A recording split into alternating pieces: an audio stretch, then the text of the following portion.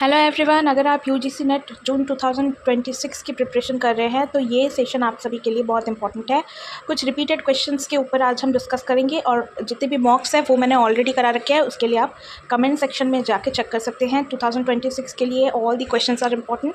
अगर सेशन आपको अच्छी लग रही है तो लाइक करना मत भूलना। तो चलिए शुरू करते हैं और देखते हैं what are the questions we have today. सबसे पहला जो क्वेश्चन है दैट इज़ नॉइस पोल्यूशन का एक क्वेश्चन है, रेगुलेशन एंड कंट्रोल एक्ट 2000 के ऊपर। ये बहुत ही ज़्यादा बार रिपीट होते हैं क्योंकि मैंने जब पेपर दिया था तो भी ये क्वेश्चन आया था। तो ये जो क्वेश्चन है ना, ये बहुत बार रिपीट होने वाला है क्वेश्चन है और बहुत ही इंपॉर्टेंट क्वेश्चन है। तो इसको ज़रूर देख के जाना और इसका चार्ट भी अच्छे से याद कर लेना। मैं बिल्कुल ये कह रही हूँ कि ये चार्ट ना रट लेना बिल्कुल, क्योंकि ये बहुत बार रिपीट होता है। मैं चार्ट पर आती हूँ, लेकिन उससे पहले हम एक बार इसको पहले सॉल्व कर लेते हैं कि according to the noise pollution act permissible noise level during the day time के बारे में पूछ रहे हैं फॉर साइलेंस जोन। तो साइलेंस जोन में डे टाइम में क्या होना चाहिए, 50 dB या डेसिबल। अब ये dB का मतलब क्या है, dB है नॉइस पोल्यूशन का जो यूनिट होता है। यूनिट को ये भी पूछा गया है, एक क्वेश्चन है, ये भी PYQ है कि नॉइस पोल्यूशन का यूनिट क्या है, मतलब मेजरमेंट यूनिट क्या है। तो dB is the measurement unit of noise pollution. Right answer हो जाएगा B, 50 dB। अब हम देखेंगे जिस चार्ट के बारे में मैं अभी तक बता रही थी, वो चार्ट आप सभी के सामने स्क्रीन पर है। तो देखते हैं सबसे पहले category of the area, industrial area, commercial area, residential area and silence zone.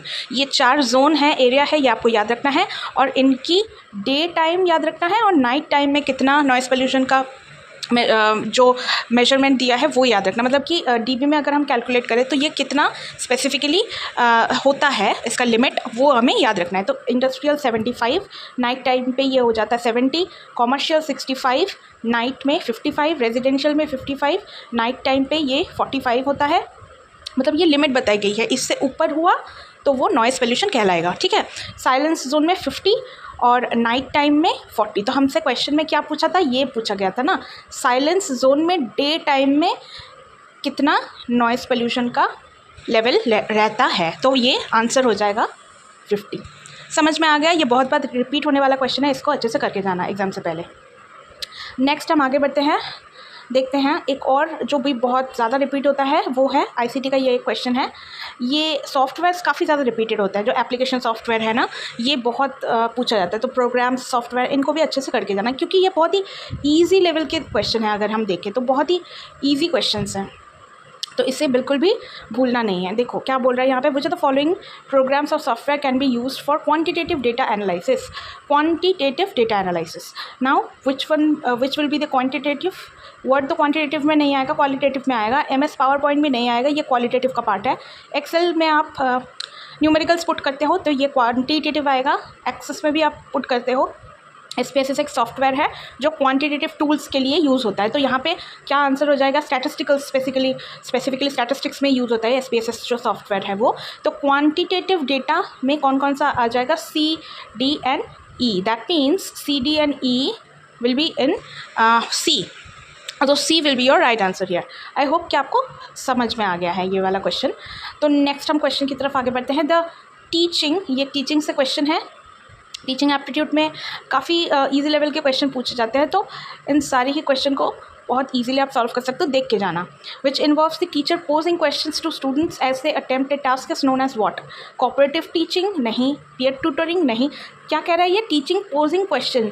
Teacher क्या करता है, स्टूडेंट को क्वेश्चन करता है, क्वेश्चन पूछता है और उसे वो टास्क करने के लिए कहता है। तो वो स्कैफोल्डिंग है। तो हमने पढ़ा था ना, स्कैफोल्डिंग एक स्पेसिफिकली थियोरी का पार्ट है, जहाँ पर हमें पहले तो टीचर, स्कैफोल्डिंग में होता क्या है स्पेसिफिकली, तो सबसे पहले ये समझते हैं।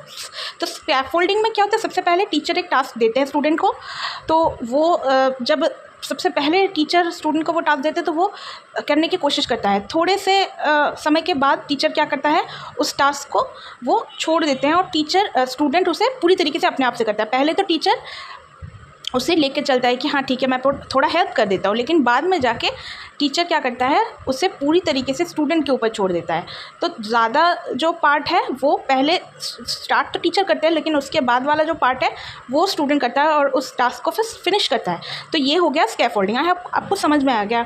अगर नहीं आया तो मैं एक और बार बता देती हूँ। जैसे कि मान लो कि किसी भी एक टास्क को करना है आपको, तो उस तक पहुँचने के लिए टीचर ने पहले आपको क्या किया, एक असाइन किया, शुरुआत कर दी, आपको पहले बता दिया कि ऐसा ऐसा करना है, थोड़ा हेल्प कर दिया।